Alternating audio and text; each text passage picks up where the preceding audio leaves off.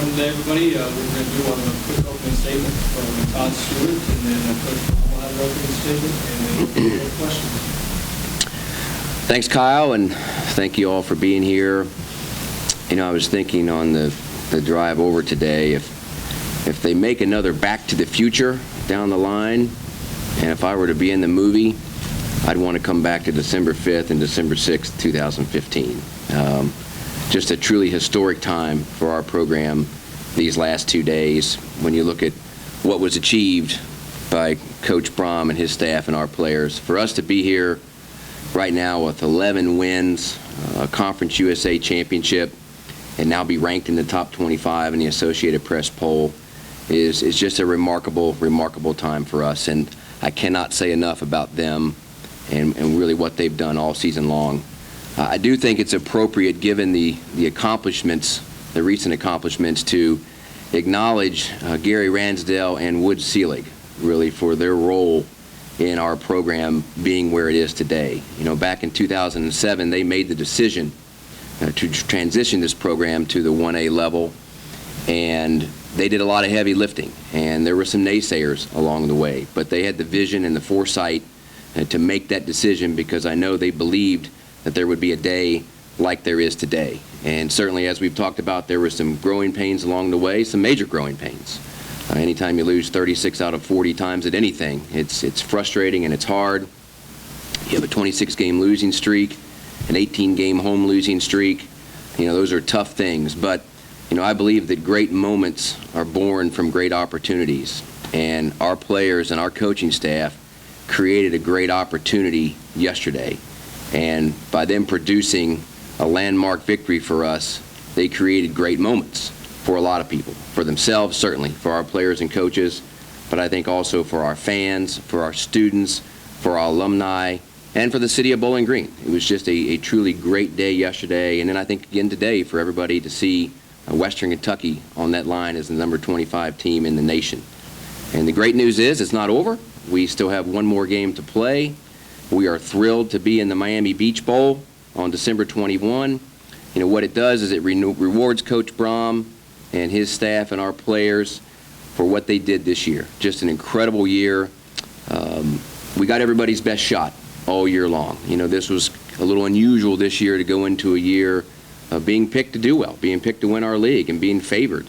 And started by playing an SEC team, the opening game of the year on the road, where they had a whole summer to game plan and play for us and plan for us. But Coach Brohm and our guys were ready from day one.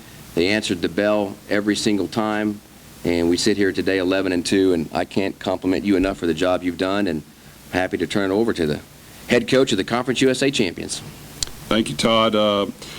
We're definitely all extremely happy and excited today. You know, yesterday was a very rewarding day for all of us, you know, as players, coaches, administration, leadership, fans, everyone throughout town. It was a great moment for us.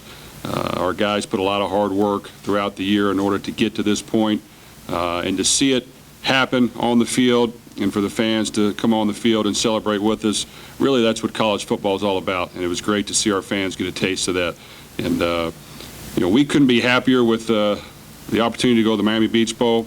The great thing and the fortunate thing we have in Conference USA, which we're extremely happy to be in, is we've got the best bowl tie-ins of anywhere in the country, and we're excited about that. And the fact that we get to go down south again, go where it's warm around Christmas time in Miami, it definitely was a destination all of our players are excited about.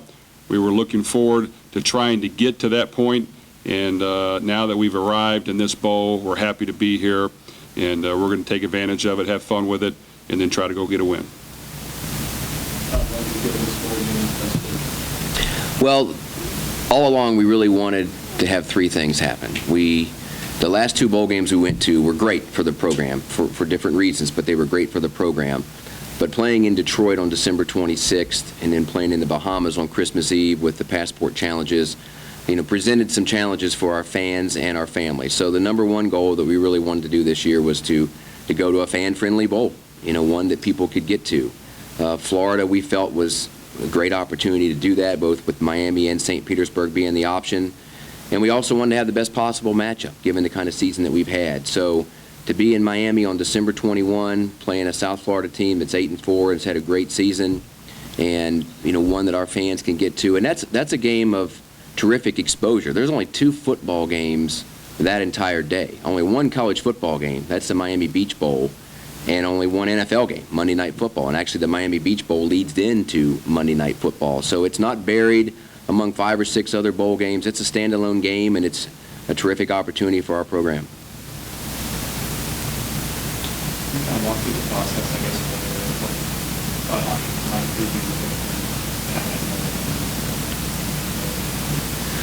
Well, the whole process is really working with our conference office in terms of what we would like to do, and television certainly plays a role in it with matchups. And we really knew for quite some time it would be Miami or St. Petersburg, but actually wasn't finalized until today, that it would be Miami. But we're thrilled with that. I mean, we're thrilled with the opportunity to go down there on December 21. It's in Marlins Park. It's only a 3-year-old stadium. As Coach Brohm mentioned, the resort that we're at, the Fontainebleau, will be a terrific experience for our players. And I can't imagine really very many teams in the country, if any, over a 2-year period will have a better experience than our team would have, having gone to the Bahamas, being in Atlantis last year, and then going to Miami, South Beach this year. Just Yeah, it's interesting, and I think it's probably fitting. When you talk about the history of Western Kentucky football, if there was a book that would be written on that, there'd be a long chapter on Willie Taggart.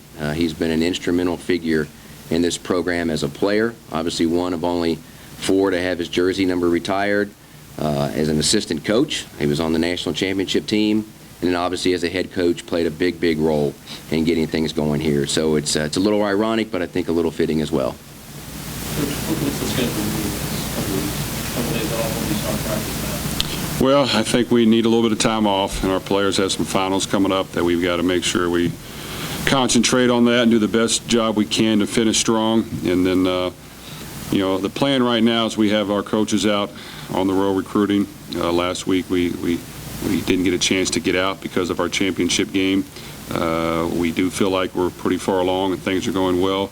But we're probably going to get back on Friday and begin practice, and probably practice Friday and Saturday, and maybe take Sunday off, and then get back at it on Monday. And then you guys treat the opponent kind of spaceless for this, where you talk about a lot, but clear thoughts on Coach Taggart, just knowing he's back in the program. Well, we're excited about the matchup. Like Todd said, I have a great deal of respect for Coach Taggart. He was a great player here, achieved a lot as a player and a coach, and it's exciting to see the turnaround they had this season. I'm not for sure what the stat is, winning the last 6 or 7 and really winning some very good games. But I've got a chance just to watch a little bit of them, and they're very talented, and they're very athletic, and they're extremely good on the defensive side of the ball, on the defensive front, and they have some athletes at the skill positions on offense that are fast and athletic. So I think from an athletic standpoint, from a talent standpoint, they're very, very good, and it'll be a tough matchup for us. And once again, they're another team that was like Southern Miss. They're extremely hot right now, and they're playing at a high level.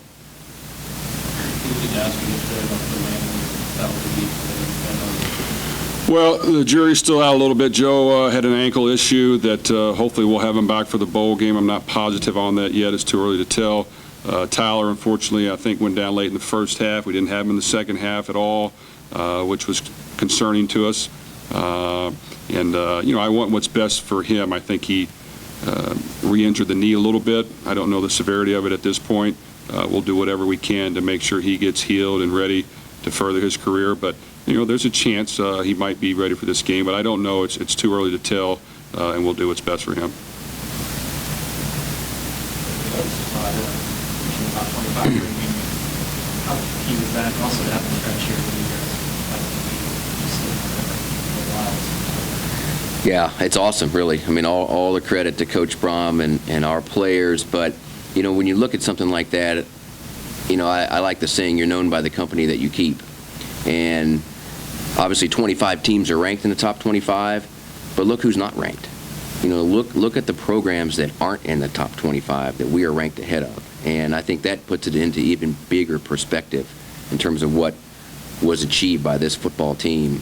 And like you said, Zach, I mean, the next 2 weeks, there are no games. So that will be terrific exposure. I mean, anytime any newspaper or television station or ESPN or anybody, lists the top 25 teams and who they play, Western Kentucky will be on that list. And so, I think it puts our program at the highest level it's ever been at. And there's a great history here. I mean, there's 96 years of it, and it's hard to, always rank what's better or what's not. And Coach Fikes was a legendary figure here who had 2, runner-up teams at the Division II level. Coach Harbaugh was a legendary figure, resulted in a national championship at the 1AA level. But you know how competitive it is in the FBS level, and I think to be ranked 25th in the nation as a conference champion with an 11-2 record puts the bar the highest it's ever been. What does that mean for your players to see that? Well, I think they're going to be fired up about it.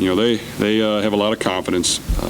They believe in themselves, and I'm sure they're still very excited about the win yesterday and feeling good about it. And they watch those things, and it's important to them. And to finally be in the top 25, it's a big accomplishment. I know they're happy about it, and I'm sure they're ready to build upon it. And that's the great thing about it is our guys take things one game at a time. We are feeling good about where we're at, but our guys want to achieve more, and they work hard at it, and that's all you can ask for.